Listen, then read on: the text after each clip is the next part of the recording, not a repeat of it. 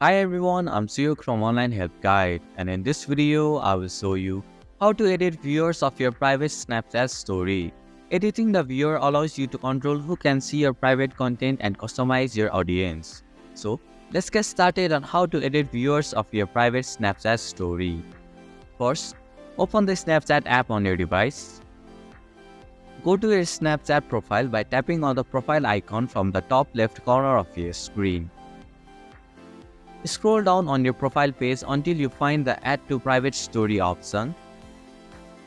Right next to the Add to Private Story option, you will see a three dots icon. Tap on it. In the menu that appears, tap on the Edit Viewers option.